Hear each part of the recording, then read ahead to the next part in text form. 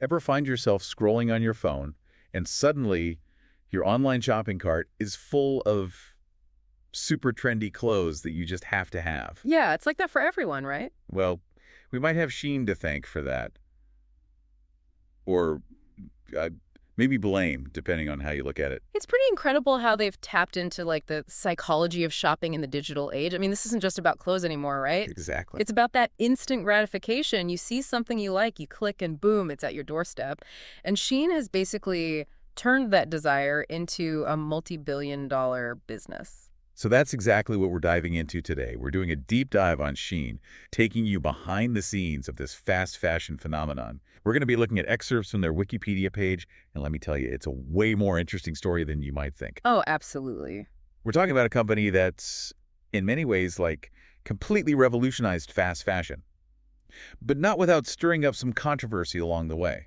Yeah, and what I find fascinating is how they even got started. I mean, founded in 2008 by Chris Su, who was a search engine optimization expert. Really? Not your typical fashion background. Not at all. It really shows you how their strategy was so focused on the digital world right from the very beginning. That's so interesting. So they really understood the whole internet age thing right off the bat. Oh, yeah. And get this, they weren't even like making clothes when they first started out. I know, right? It was more like, what's that term? Digital drop shipping. Exactly. They were basically going to the huge wholesale clothing markets in Guangzhou, finding the trendiest pieces and selling them online. Super smart move, actually. Yeah. By not dealing with manufacturing themselves right away, they could be like incredibly flexible and respond super quickly to what was trending. They were basically testing the waters with different styles, seeing what people liked, and then scaling up production really, really fast. And wow, did they ever scale up.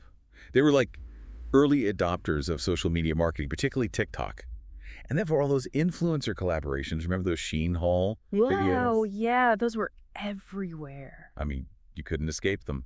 Pure marketing genius, if you ask me. Absolutely. They tapped into that whole fear of missing out, and suddenly everyone needed the latest Shein dress or top. And they were really strategic about it. They'd start by producing small batches of a design, sometimes only 100 pieces or something. Oh, wow. So small. And if it took off online, they could flood the market before any other brand could even react. It's like they had this sixth sense, like they could predict what people wanted before they even knew it themselves.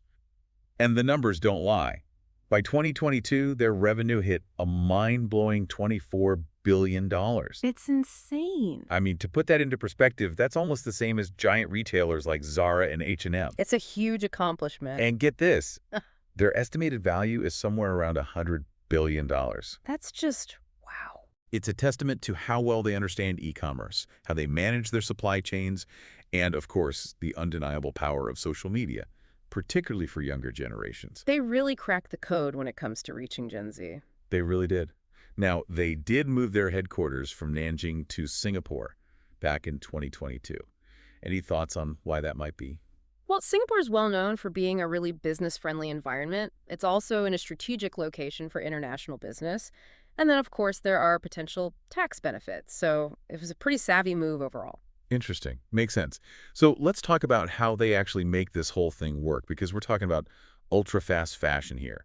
I mean, they can take a design from an idea to being on their website in just a few days. Try 3 days. What? 3 days. It's pretty remarkable how they do it. How is that even possible? Well, they have these teams that are constantly monitoring every corner of the internet. Social media, fashion blogs, their competitors' websites, you name it. Wow. So they're always on the lookout. Oh, absolutely. They're like professional trend spotters. Like fashion ninjas. Exactly. And we can't forget about those small test batches we talked about earlier. Right, right. That's a key part of their whole strategy of responding to demand in real time. If they see a design taking off online, they can ramp up production instantly. And they can do that because they've built this huge network of over 3,000 suppliers, mostly based in Guangzhou. Wow, 3,000. Yeah.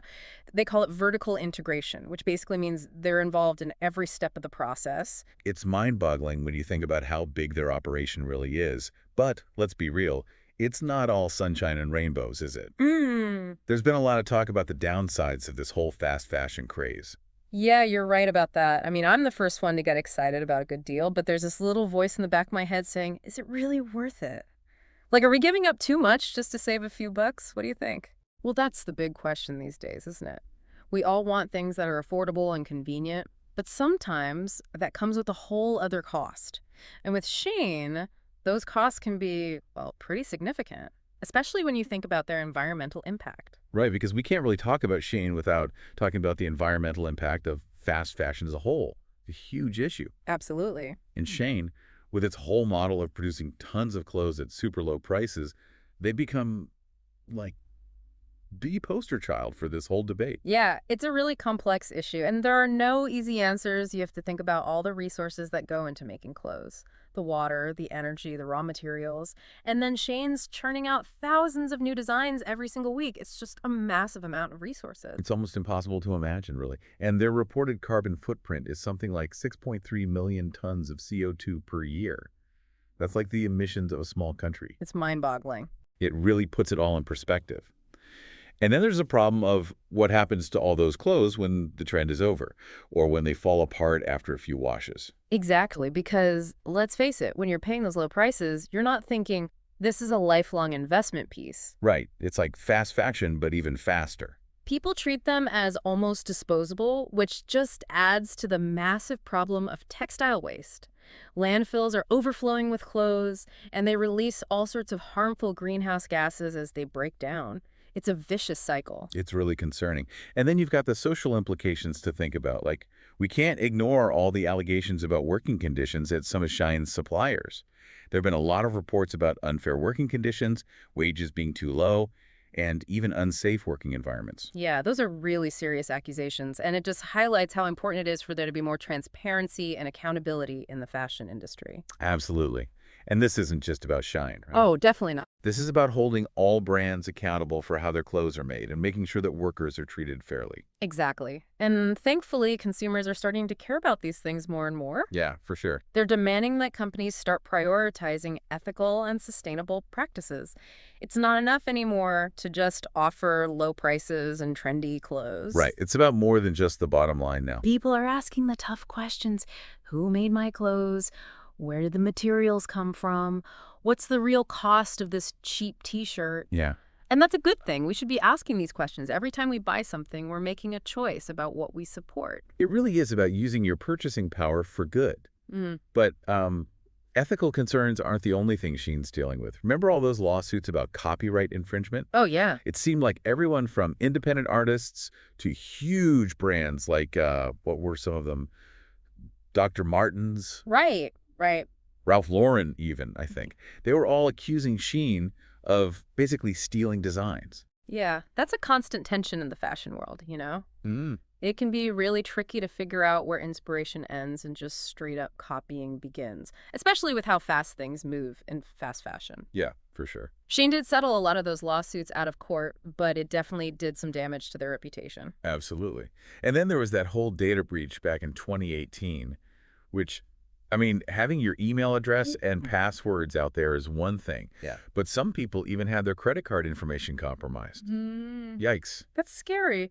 Makes you wonder, are those super low prices worth risking your personal information? Exactly. These days, cybersecurity is so important, especially for a company like Shein that has access to like tons of customer data. Right. That data breach was a big deal. It really eroded people's trust in them, and it takes a lot of time and effort to build that back up. For sure. Okay, so we've talked about ethics and we've talked about legal issues. But Shein's also been under scrutiny for their tax practices, believe it or not. Oh, right, right. Brazil accused them of finding loopholes to avoid paying import taxes.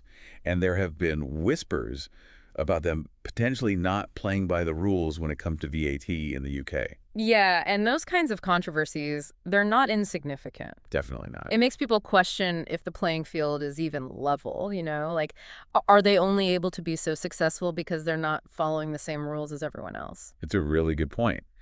So with everything we've talked about, what's next for Shein?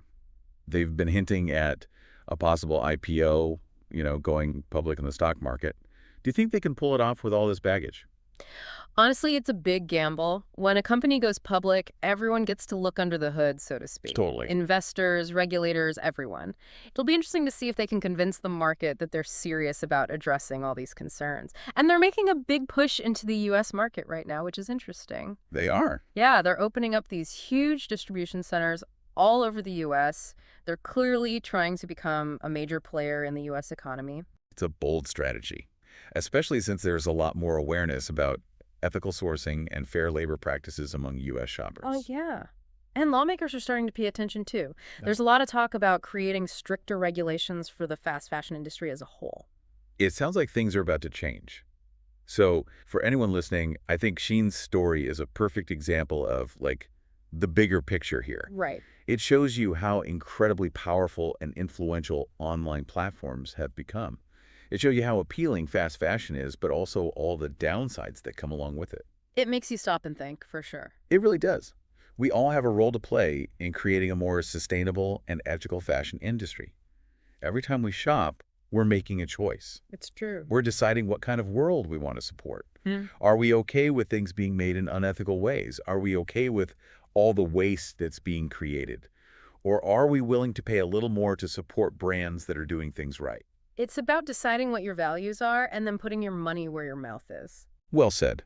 I know we've covered a lot of ground today, and it's a lot to think about. It really is. But if you take away just one thing from our conversation, let it be this. Stay curious. Ask questions. Don't just accept things at face value. The choices we make today, they have a ripple effect. Absolutely. They shape the kind of world we're creating for tomorrow. And we all have to be a part of that conversation.